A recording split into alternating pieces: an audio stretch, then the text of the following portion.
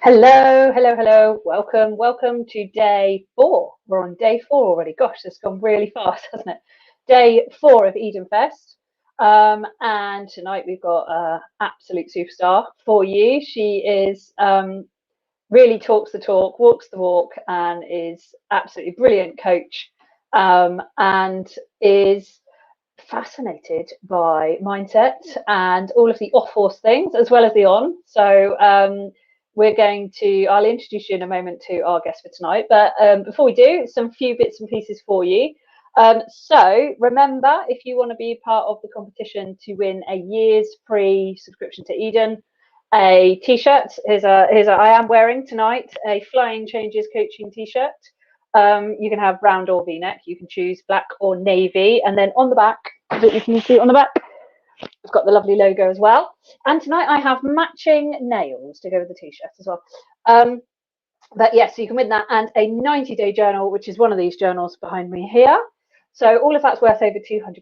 So if you want to win that in the competition, what you have to do is make sure that you do each daily challenge. So we'll put something in that's either been like, describe your horse in a GIF, tell us in emojis what your goal is, tell us your first memory of riding and that kind of thing. So you need to do those.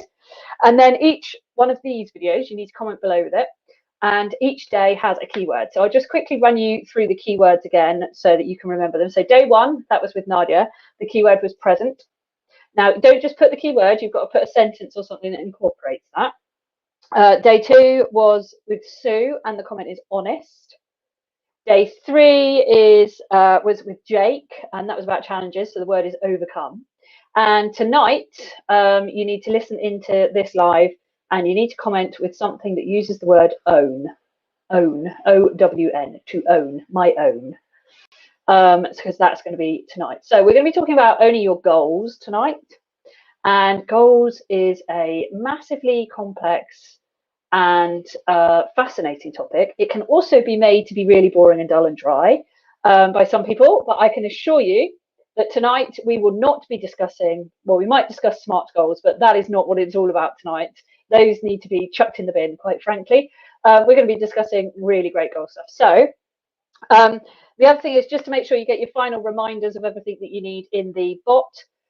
You need to make sure you're getting things through. If you're not getting things through in Messenger, in Facebook Messenger, you just go in and type the word resume, and it will start sending you things again. Also, if you haven't interacted with it within 24 hours, what it does is it stops talking to you. It gets a little bit upset if you haven't talked to it in 24 hours. So if you haven't clicked on a link or responded or anything, and you're wondering why we've suddenly gone quiet on you, that'll be why. So the best thing to do is go in and either click on something or resume so that you get the information back again. And then also the final part of the competition that I forgot to tell you about. So you've got to do your words, you've got to do your comments, the challenges, and then you also need to book your action plan call if you haven't already. Now, you only need to book your action plan call if you're interested in joining Eden Mastermind, which is a 12-week transformational program.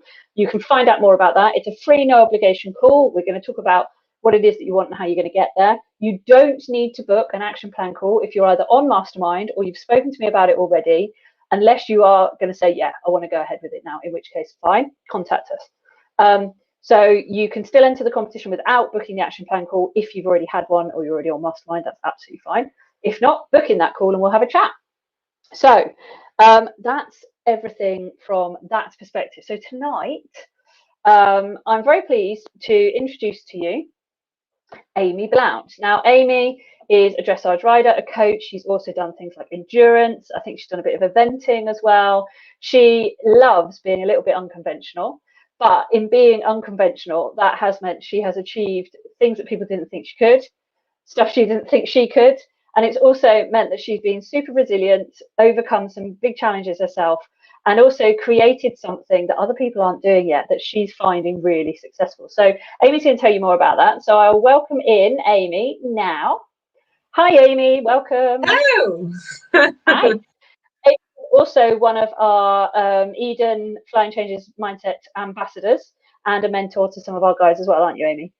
Yep, I am indeed. And you've been with us a few years now, I think, haven't you? Yeah, I'm a couple. I think this is like coming into my second year now. It is indeed. So tell us a little bit then about a bit about you, what you've done, where you've been, what's different, how on earth you got involved with Flying Changes, you know, what the last, well, longer than a few years, because you've been riding all your life, been about for you. Yeah. So I'm born and bred into a horsey family. My parents bred horses, so we tended to sort of allow the horses to tell us what they wanted to do. Which is how I got involved with doing so many different spheres. I had the horse that I did compete at national level endurance, whilst riding at sort of grassroots national level eventing. Did all the pony club stuff, and then kind of found myself going down the dressage route as I got a bit older, more because that's what the horses wanted to do. And I used to hate dressage, really, if I'm honest. And I got into it because they said I needed better scores of eventing, so off I tootled. And then someone was like, yeah, you should try a bit harder at the dressage stuff. And so I did. And I think because I'd ridden a lot of different horses, I was quite versatile. So things like talent spotting and things like that appealed to me because I really liked swapping horses. And yeah, then I decided to do horses as a career, and moved. I'm originally from sort of Shropshire, Worcestershire borders, and moved down here in Hampshire to work on the stud, where I gained loads of experience. Again, rode lots of different horses, and then I got kicked in the knee actually after about 4 years of being there, which required me to have keyhole on it. So whilst I was off not being able to ride, I decided to take my UKCC level 3, which I've always coached. That's everything that I always wanted to do that. But that really got me hooked, and particularly that's when sort of I've always been keen on the mindset stuff, but that's where I learned how to really help people performance profile and get really clear about where they want to go and how they want to do it. And then I went freelance after that, set up by myself, started to build a business really, and then it was sort of probably 4 years after that that I kind of business, and it'd been great. But what I hadn't realised I was doing was actually creating a small monster that was eating most of my time and not actually allowing me to ride. And gradually the balance started to tip. And I think that's probably now in hindsight and having worked with you, I now realise that perhaps that's where I started to go wrong. I didn't know where the boundary was. I had to make a living and I was having a great time doing it, but I sacrificed my riding for it in a way. And then in 2019, that's when I actually applied to be a Flying Changes ambassador. And the reason I did that was because there was a series of little run-up of events that started to. So I had a really rough year with the horses. I'd cut a couple of lameness issues. And I remember specifically, and I don't think I had realised this at the time, I had a car accident in the summer, and I remember it happening, and just I kept ploughing on, like everything, I just kept ploughing on through. And then I got selected to ride at the Home International. I did that in October, and then literally 2 days later, I got kicked in the head. And that now was the best thing that could have ever happened to me, because actually then what I did was start to finally sit up and pay attention to what the universe was trying to tell me, and get my life in a better balance. And that's when I decided to reach out to you, because I needed help. I didn't know what I needed help with. I didn't know where I needed to go with it, but I needed some kind of direction because I liked what I was doing, but it's just I had no control over it basically. And since then it's kind of just gone from strength to strength actually. It's given me the opportunity to sort of build on what I was doing but recreate it in a way that's manageable. Yeah, and we're going to get more into that later on. So brought you on tonight to talk about goals, because obviously, as you said, you it's not been the conventional route. You've done all sorts of different things. You've taken unconventional horses into conventional disciplines, and you have gone further than you thought you would with them. And you've also achieved goals in many other ways, but you haven't done that by setting SMART goals now, have you? And just sticking to that. So tell us a little bit about some of the unconventional stuff that you've managed to achieve. So probably one of my biggest and probably my proudest achievements is that I've actually, so one of the horses we bred was an Anglo Arab, 15-1 Anglo Arab. I'm actually 5'9", so fairly tall person, and he was bred to do endurance. He was going to be my next endurance horse, and if I'm totally honest, he hated it. Every second of it. He hated getting his feet wet. He hated going the distance. I mean, I think the most I got to was 10 miles, and he was just not interested at all. So he was supposed to be my dad's horse at one point, and he said his trot was too bouncy. So I said, well, not ideal for I'll try. Yeah, it's not going to go. No, it's going to be not the most comfortable. So I said, well, I'll try and event him. And again, didn't really like getting his feet wet. So we went down the dressage route, and he definitely showed more promise than the others. And he was the most difficult to ride because he was the sharpest, and I fell off him so much. And I basically then, when I moved down here, I brought him with me because I had to choose which one I was going to take. And I was like, I'll just give it a go. And he was working at sort of novice elementary level. And he's typical. He moved very, very typical Arab, wide behind, croup high, quite on the forehand, but he had a nice trot. And so I decided to work with him with the people I work for. And I just started to train him up through the levels. And I never, at that point, I was just sort of going with the flow. And I was a bit like, wow, this would kind of be good if we could just kind of move. Because I'd never done dressage before. I didn't know what I was doing. And it wasn't until I taught him changes. So at medium level, he got to medium level, we really plateaued. And I got stuck there, I think, because I wasn't setting any goals. I was kind of like, I need to keep improving, but I hadn't really got a clear path. And because he was unconventional, I think I probably set my own limits. And I was like, yeah, but he's not going to be a world beater. And the story I used to tell myself was that I'd turn up to competitions and trainings, and we went to high performance camps and things that we got selected for. And I'd say, he's not going to be a world beater, but he's teaching me loads. And it wasn't until actually I went to a lesson with one lady, and she was like, she just literally had none of it. Like, she didn't say that, but she absolutely did dismiss the idea that I'd said that. And I remember being like, she's off with me. She didn't say anything. She just was like, yeah, well, okay, fine, let's see what you got. And off I went, and she really pushed us. Like, she really pushed us in the lesson. It was a really good lesson. And I was like, oh, that was quite good. That was really good. And then from there, I started to build on this idea that maybe we're not limited to medium. So I went back and I said to my trainer, I said, right, I really want teaching changes. I think we need to crack on. And then once I taught him the changes, I was like, right, we're going to go PSG. And suddenly I'd started to get a vision that actually the impossible was possible. And that's kind of that is my like main ethos in life with everybody, with all my clients and my horses. Don't limit your challenges, challenge your limits. And that's what he taught me, was to believe what you believe you can achieve. And I really felt like suddenly I could actually do this. And because he was my pony club pony, I rode him bareback at camp, and I played polo cross on him, and I did try to do endurance on him. And here we were in our tails doing, I got him to Inter One. And not only did he didn't just go to Inter One, he was placed at a national championship at Inter One, against some serious small tall horses. And I think I started then to really knuckle down on this. You have to have a structure and a system, and it's no good saying, yeah, I really want to do that, but not putting in the processes to get there. It wasn't just about the outcome. And I think I need to get a place, I need to qualify for this, I need to be on teams. That's what everybody does. That's what you should be doing. And actually, once he did the changes and he was really good at them, it was like, actually, what could I do? What are the options here? What are the opportunities for me? And then suddenly it was like, yeah, actually I can do this. We can do this.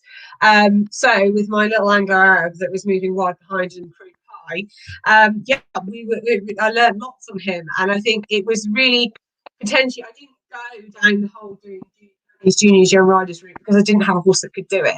But actually, ultimately, that set me up the best because I could ride lots of different horses and actually get a tune out of them because I've learned to ride on something that couldn't naturally do it. But that didn't mean that it wasn't possible. And I absolutely love the phrase that you came up with there, which is, I don't know whether you use this phrase or whether it's one you just came up with, which is that I changed from should to could. I changed from what should I be doing, which is always external, isn't it? The idea of should, and we were talking about this, in fact, all week we've been talking about stop shoulding on yourself. Yeah.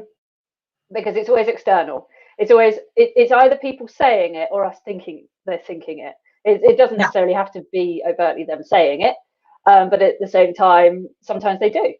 And let's get away from shoulds and now go to could. So could I? But more importantly than could I is, do I want to? Yeah. Yeah. So tell us about definitely. what the do I want tos have been for you. What have you wanted to do and gone, actually, I really want to do that? I think, well, lots of things. Where do I start? I think it's particularly with him at that point, I really was like, do I want to ride at a top level? And I absolutely was, I do. I really want to ride at a top level. And I specifically remember the person that employed me. I did a young professionals competition, which we didn't take our own horses to. And it was really interesting. I remember her saying to me, what's your ultimate goal here? You know, what do you want to do? And I was like, to be honest with you, the main thing, I said, I'd love to ride a Grand Prix, but everyone wants to do that. This is the unconventional side of me coming out. I was like, yeah, I'd love to do that. I said, but it's not the all and end all. Yeah, I just want to find the key to every horse I work with. And she was like, what? You don't want to ride Grand Prix? And I was like, no, I do. Like I do. But it's more important to me to work out how every horse that I work with works, not necessarily getting them to that point in, it's not about the level, it's about how I work with the horse. And I think that's exactly, I want to work with the horse. And I find this now with my clients, I work with people, I want to help people, I want to inspire people. And actually, probably that's a question that I've asked myself more recently in the stuff that we've done. In that, what is my why? And my why is that I absolutely love competing my horses and the journey that it's on, but I also want to inspire people to believe that actually what they thought isn't possible is possible, that they can do it. And that's kind of what drives me really. So that's what I want to do. That's cool. And I think that's interesting though, isn't it? Because that doesn't mean you can't do other things. It's just what's your bigger why. And when we talk about goals, people always think the first thing that comes to mind is what we call an outcome goal, which is a qualification, a percentage, a placing, a championship, that kind of thing. And they're okay, they're fine to have, aren't they? They're all right, they're kind of useful in some ways. But if they're the only thing that's actually your goal, too often we don't achieve them, and then that sets us back. But if you can come up with, like you've said, your goal is something what I call artfully vague, which is the bigger picture, the why, the mission, the vision, which is about, what am I about? What do I want? What kind of person am I?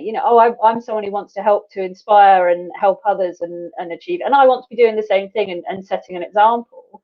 Then actually the championships and the placings and things and that they become less relevant. Now you still want them, don't you? But they're less relevant. Yeah, absolutely. And what I think.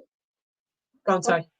No, I think that is why I feel like I now, with particularly these two that my two homebreds that I've got coming up now, it doesn't matter if stuff goes wrong, and it doesn't matter. Like, I went to a competition the other week with the mare, and she was really naughty, and I just laughed all the way through it. And I was like, we have to do this. It has to go wrong before it can get better. 2 weeks later, she did really well, but that wouldn't happen if I hadn't taken on board that this has to happen. Like, and I'm okay with that, because there is life beyond this test, and there is life beyond the regionals and beyond the nationals. That's not what I want. That's not part of my agenda. It's just a stepping stone along the way. Yeah. And I think it's really common, particularly in dressage, that people think, well, you can't really head up the next level until you've got to the nationals or you've been placed at the regionals or whatever it is. And it's like, there are people like you that got into one that probably didn't even go to any of the regionals or nationals, really, did you? You just kind of kept going out and competing. Well, he went to the nationals at elementary and medium and advanced medium and PSG, actually, and into one. Okay, he went to the nationals accidentally at every level, but that wasn't the goal. But interestingly enough, I always remember somebody I used to work with saying to me, "Oh, I never move up a level until I get 70%." And that is the very reason I got stuck at medium. That's why I plateaued. That's why my mindset had to stop and change, because you can't, you're putting your score, your way of going, your goals in someone else's hands. And I'm not being funny, but we are reliant on what kind of mood the judge is in on that day. And if they had a bad lunch, you're 70% out the window, and I just genuinely think you can't do that. You have to control the controllables. And for me, it was once I had that realization that I don't need to be controlled by somebody, and if I'm waiting to get 70%, it may never happen. So why should that limit my horse's ability and my learning? It shouldn't. I should be able to do what I want. Yeah. And how has that kind of outlook, this change in outlook for you, changed over the last few years? What impact has that had upon you and your riding and what you're able to do, and in fact on others as well? I kind of feel freer. It's just a nice feeling, because I think these days now, I mean, I'm the thing is, for me, it's not just every time I go out or every time I get on the horse, I'm just training for the next time. Like, it's all just part of the bigger picture and the bigger process. And these guys, my goal now is that I'd love to get one of them, if not both of them, to Grand Prix at some point. But they both have their own struggles and issues, and but that's fine, because that's how I roll. It's not my journey if there's not a struggle or an issue, and I'm okay with that. But actually, I think having that outlook just means there is no limits. Like, there is no limits, and if there is a limit, it's because I've put it on, and why should there be? And if I put it on, it means I can control it. Awesome. So if you put the limit on, it means you can control it. Wow. I mean, that's pretty. Yeah, and I mean, for people to hear that, they're probably sitting there. Some people are going, "Oh yeah, whatever. That's just the stuff they write in books," or, "Oh, here we go, another one of those that says, oh, you can do anything you believe you could do it." But like, what's changed? Because you didn't used to have that mindset. No, I think it's because now, I think partly because I've been shown that it is possible. Like, if I can do it on a 15-1 Anglo Arab who wasn't bred for it, I can do it on probably whatever I want if I can do that.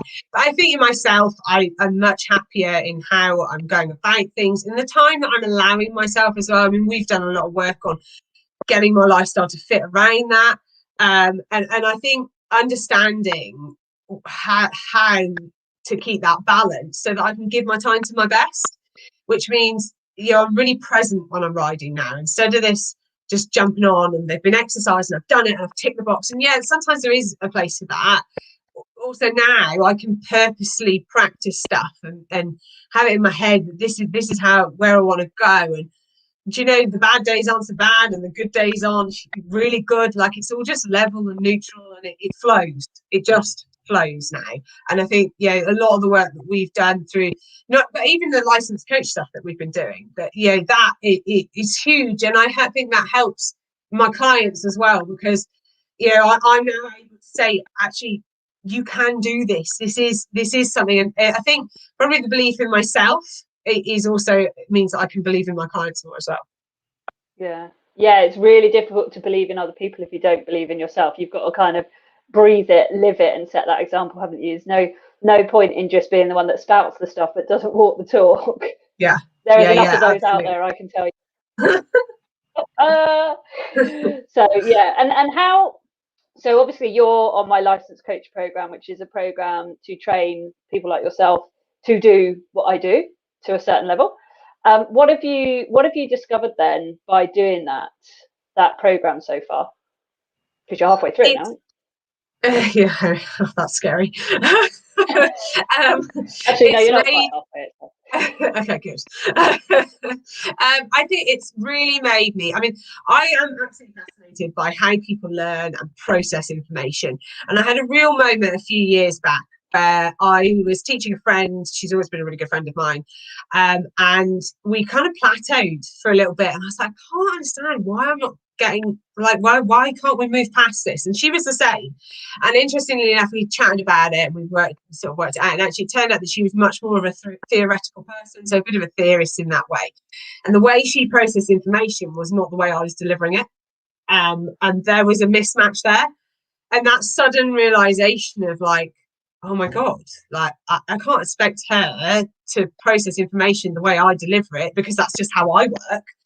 And that has been huge and really reinforced by then what we're doing now on the course, and how people process information, how they take it in, and how they put it out as well, which has been really cool to see. And you know, obviously we've had the meetings with you, but then to see it in the clients as well, and how they react to certain things and process that information and put it back out to me.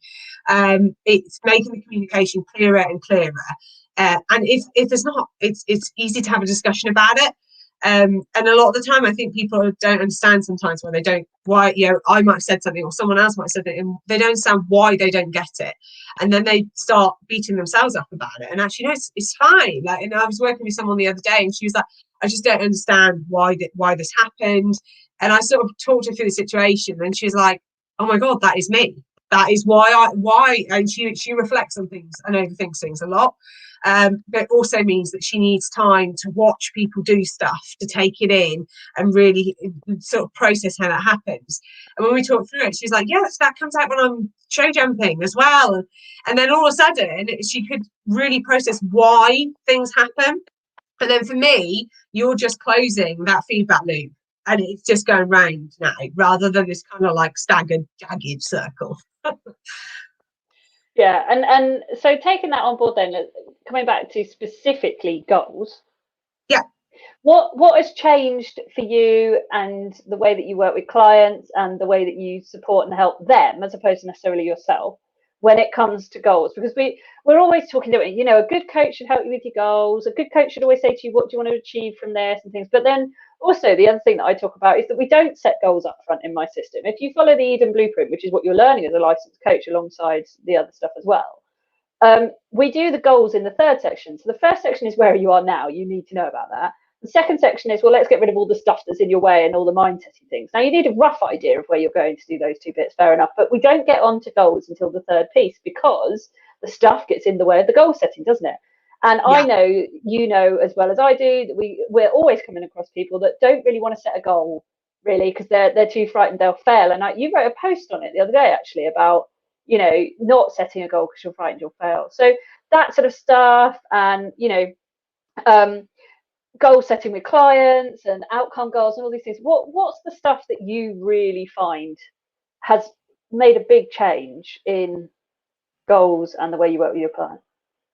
I think the whole starting with the end in sight thing, I think that really helps, because a lot of the time, if people don't want to set a goal because they have that fear of failing, actually it's really good for them to zoom out a little bit, gain that perspective and go, okay, like you do with the Eden Blueprint, you look at where you are at now and look at then where you want to go, and then we can start to work back from that and go, okay, how do we achieve this? Because I think people get scared or intimidated by it, and also I think that idea that they might not achieve it.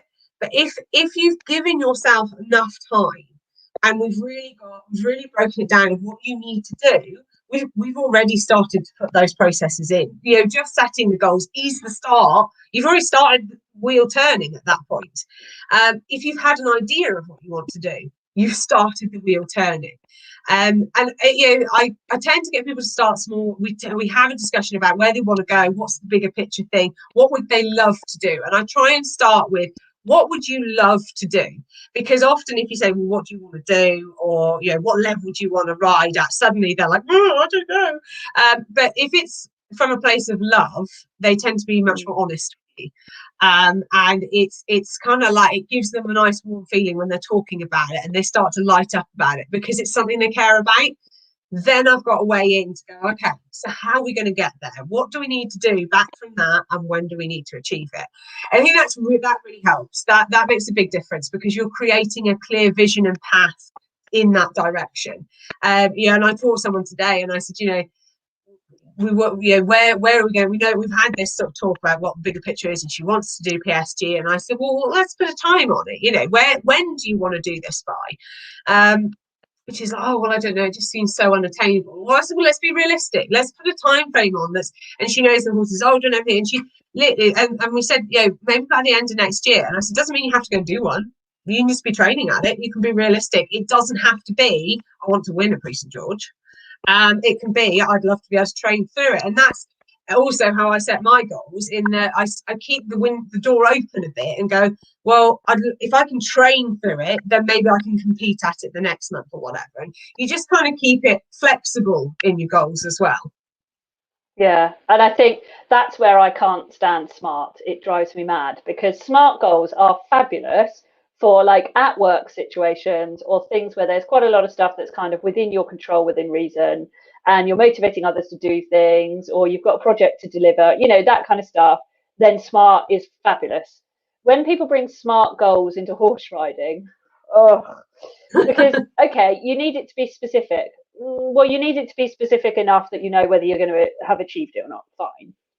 It doesn't have to be massively specific. Like riding at PSG is specific enough, but it doesn't have to be competed at PSG. There's a difference, isn't there?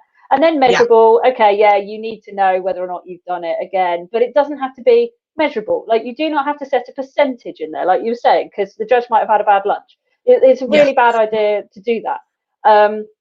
And then so what we got? Then we got achievable. Well, who's to say?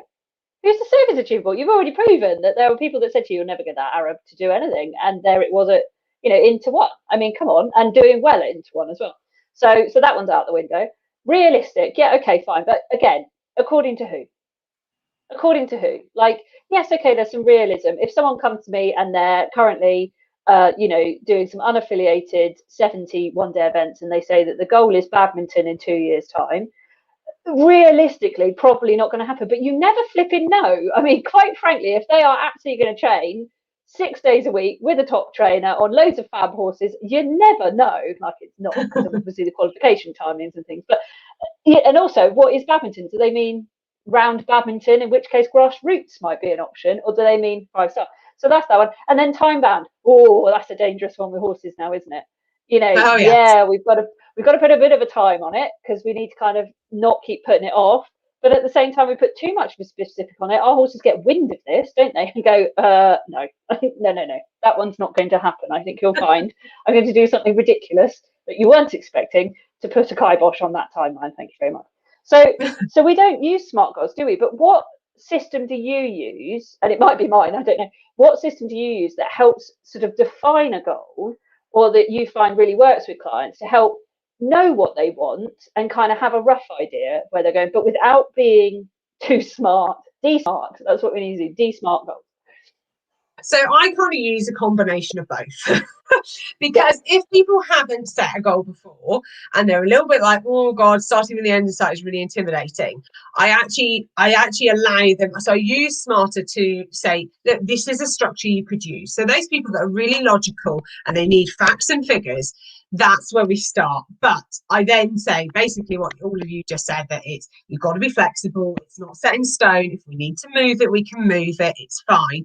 And then we go back through the whole, a little bit like your system basically, and go through, okay, let's gain some perspective on where we are, think about where we want to go, and then start with the end in sight and start gradually working backwards. And to the point then, I know I've actually set up a little goal checker accountability partner on my app, actually, where they can go on and they don't have to join it, they can join it if they want, but it means that they can pop on, say what their goal is this week or this month, and then they just check in weekly and they the form feedback to me. That means they've got some accountability and help, but it also means that they're not feeling overwhelmed by the fact that they've got this huge goal and they're not going to get there.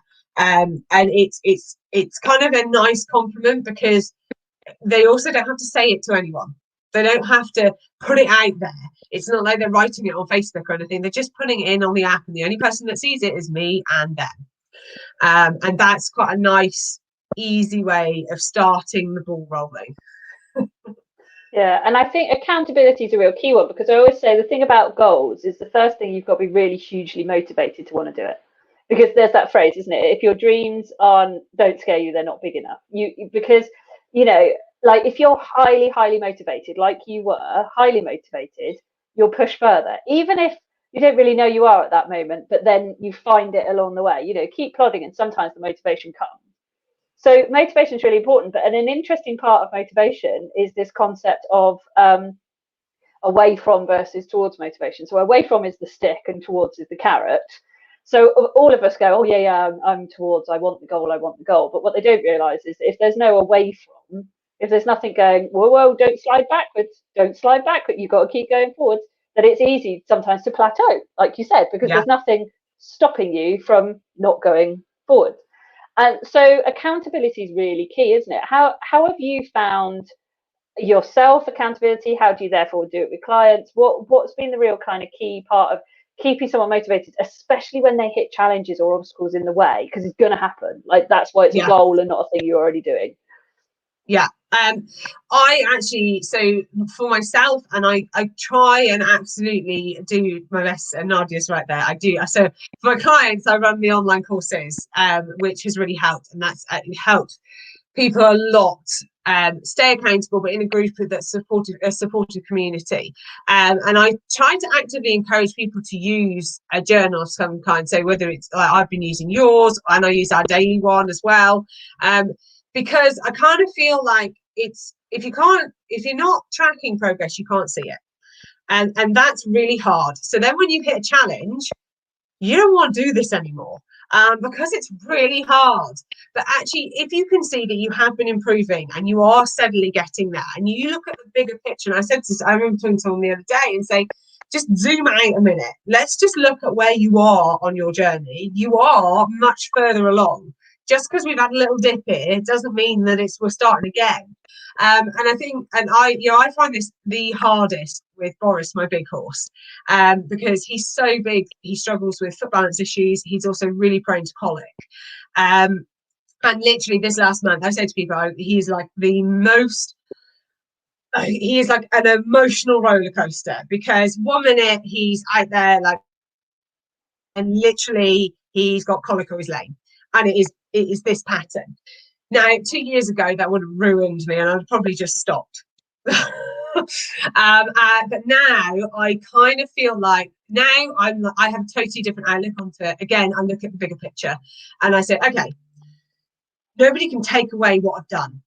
Every day I put a penny in the bank, and nobody can take that away, whether that's the confidence bank or whether that's the learning or whatever. Every time I've done it, it's done. It can't be taken away. So then, if he then does have a week that he's a little bit off on his feet because he's just been shot or whatever, doesn't matter.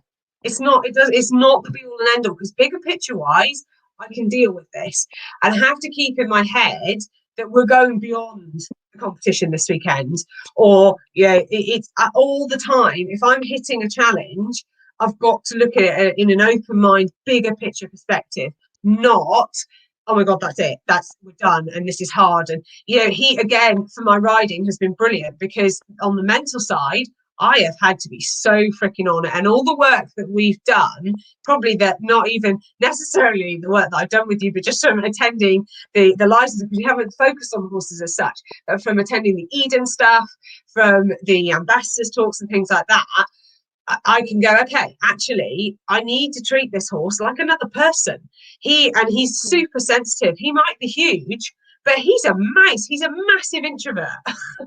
And it is so hard to ride when I want to be like, let's do this. And he's like, I don't really want to do this. And he's coming out now. But had I not taken the time to learn and understand him, I wouldn't necessarily be able to overcome the challenges that I have with him. And I think that's the important bit, is looking back, seeing how far you've come, and then go, yeah, actually, I'm getting closer. I'm moving the line. It might take longer, but I'm getting there. Yeah, I think that's really key, isn't it? I know there's the phrase, don't look back, you're not going that way, and I'm totally with that phrase, in that keep driving forward, just keep going. That's cool. But you know what? Sometimes looking back and going, see how far I've come, is so incredibly helpful. How do you know when to keep looking forward and when to look back? I think I tend to look back if I'm having a struggle on the pure basis that if I've done it once, I can do it again. So that fills my tank to go again, basically. You know, if I've done this, I can do it again. I'm going again. If I am in a good position and I'm feeling good, I tend to keep looking forwards. Because I'm on a journey, and particularly at the moment, I'm on a journey. I know where I want to go, and I'm absolutely direct about it. But I know at any point, if I have a wobble off it, I can back myself back onto it by going, we're moving. The momentum is with me, and I've just got to keep that rolling. Even if if he's lame or if he colics. 2 weeks ago, I was up all night with him colicking, and he's fine. It's just the grass, and even the vet said it's fine. You just got to manage it, and I manage it. But it's every time you have in the back of your head, like, this could be the last time that we do this. But for me, it's fine because I know I'm doing my absolute. I've had to have that chat and say I'm doing 100% the most I can do for that horse. I can't do any more. So if it is the last time, then I've done everything I can for him. And if it's not, then we'll pick up tomorrow and we'll give you a pat and we'll carry on. And that's how we roll. Yeah, absolutely. And I think that's such a true thing that so many people find, isn't it? One horse owners, two horse owners. Most of the guys that you're listening in, you're leisure riders. You're not necessarily professional riders. And even yourself, you are a professional rider. That's what you do, and you coach. But still, it still has to be like, you still have to give it your all, do your best. But cut yourself some slack sometimes as well when maybe it gets too much. And so, what have you done? Like, because sometimes when you're like this, when you're blinkered and you're like, right, I'm going for it, I've got to put everything in. And there definitely needs to be phases of that, doesn't it? Because that absolutely pushes you forwards, doesn't it? It really accelerates the journey. But when do you know, and I know we've discussed this a lot because we had to when you had your concussion and things, when do you know when to go, whoa, okay, foot off the accelerator for a minute. I've been on the blinkered path, the go for a little bit too long, and I need to just get some balance back in. How do you know, and how do you help clients to know that as well?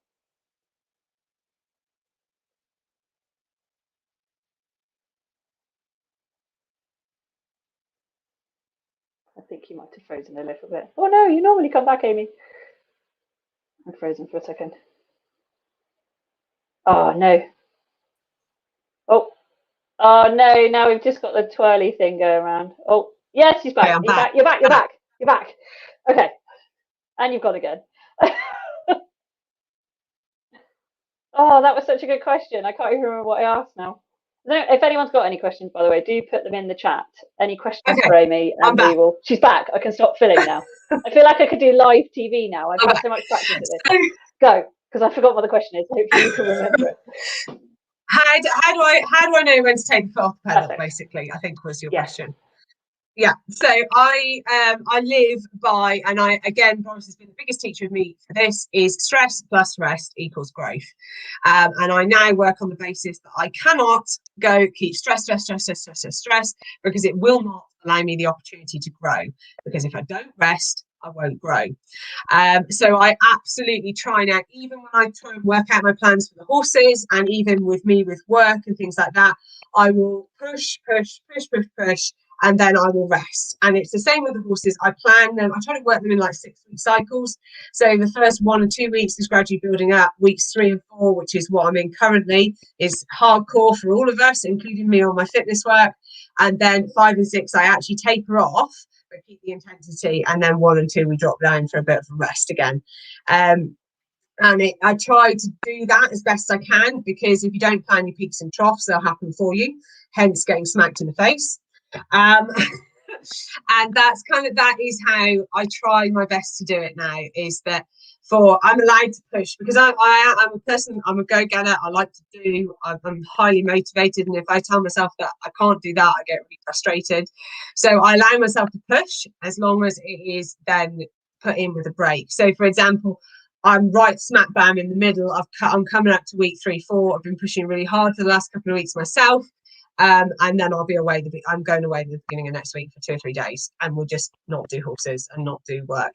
And then I'll build back up again. And I think it's just I have had to be aware of that. The post-concussion syndrome really, my body wouldn't let me not do that. And like I say, that's why it's probably been the best thing in the world for me, because now I appreciate that I have to rest. But also, I think in that situation, even it's not even physical; it's the mental thing. And I'm trying to say this to my clients as well, that when you've worked really hard for something, if you don't rest afterwards, you can't stay at peak forever. It's just not a thing. And the more you push, there is a point when you get very close to doing something, you start to move away from it again. And when you get to that point, you need to stop. You need to have a rest. And whether that's just in a session or bigger picture wise, you have to stop, have a rest. Stress plus rest equals growth. Yeah. Stress plus rest equals growth. I love that one. I've not heard that one, but it's perfect. It's absolutely brilliant. And Eddie Jones the thing podcast. is, it's all very well. Sorry? Rugby coach podcast. That's how he trains his cool. players. I need to listen to the Rugby Coaches podcast then, clearly. I'm obviously listening to the wrong type of coaches podcast. I generally watch rugby, but apparently for the wrong reasons. So, okay. So, you know, a lot of people are probably listening into this and going, you know, wow, light bulbs. I mean, we know they are, the comments coming through. So, what are the main things then that you would say when it comes to goals that are the myths and the fallacies and the trite that just gets reeled out all over the place, that you would say, no, that's not in my way of doing it, that's not what I do or what I think? I think the biggest one has to be that you absolutely, like, if you're setting a goal, that you're not setting yourself up for failure. You're just setting an intention, actually. And people, and if that's that's the excuse for not setting a goal, then you've already set your limit, which for me is you're already limiting yourself. Which means then, do you really want the goal? That's the bit. And I think that goes the other way then, probably, is when people go, yeah, no, I really want it, but they never achieve it. You have to check that it aligns with your why. Like, it's not always because you're not trying hard enough. You haven't tried really hard, but if it doesn't fit with you, it doesn't have to. So yeah, I think those would be my two big ones. Is actually two ends of the scale there, that actually, you know, goal setting doesn't limit you. It should open doors for you if it's done in the right way. And actually, you know, you can't, if it doesn't align with you, you can't achieve it. And I hate the word I can't, but it's true and it's possible. Yeah, absolutely. I love that. And I think we're going to leave on that pearl of wisdom now, because we're going to go backstage in a few minutes for the VIPs where they get to find out some more from you. But I think some absolute nuggets, although there is one question though that I do want to ask you that's come through, which is, was there a time when you didn't believe in yourself and everyone around you did, but they've seen the potential in you? Was there a time?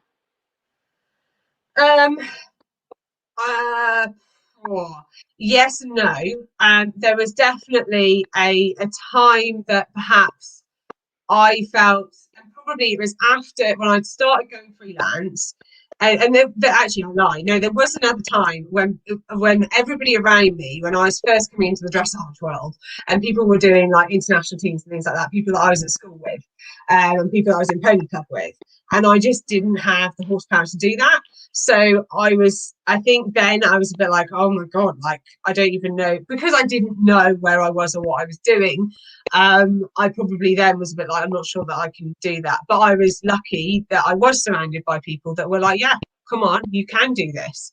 But then, yeah, I think maybe a couple of years, well, I'll say a couple of years ago, probably 4 or 5 years ago now, when I was in that interim period, when actually I wasn't sure whether it was kind of acceptable to be a rider, like a coach that doesn't ride as much, like, because it wasn't financially viable for me. And I didn't want to sell myself, actually. I really wanted to compete and ride and do the best that I could. And I couldn't do that by having lots of horses on a really busy yard, and not actually having any time for me to perform to my best. And that was a hard time. I was a bit like, maybe I shouldn't be, maybe I can't be a rider. Actually, I can be a rider. I just don't have to be a rider on a big scale. And yeah, that I think exactly. Awesome. Yeah. And yeah, and we will talk more about it now backstage in VIP. Actually, this idea of what happens when people believe in you but you don't. What happens when you believe in you and other people don't? You know, and that side of it, because both of them are difficult to manage. But we're not going to discuss that now. We're going to go backstage VIP. So those of you who are VIP, you will have had the link sent through to you to go on Zoom backstage. That will have either come by email or messenger or both. Actually, it should have come to you by both. So check those out. Might need to check junk mail. But thank you so much, Amy. That has been absolutely fascinating. Lots of people have had some great light bulbs, some great inspiration. I mean, you know, you have some great inspiring stories. But what I love is that it's not just about you. It's about actually this is I walk and talk this. It's not just about me going, well, I could do it, you can. You actually get your clients to improve, and you help to understand your clients as well. And I really do think that that's a sign of a great coach. And I honestly think you're going to overtake me one day in this stuff, because you get it so well. You know. I'm going to be like, oh yeah, Amy, you can just you could just do all the coaching. You'll be like, no, that doesn't fit in with my timeline. That's not going to happen. That you made me do.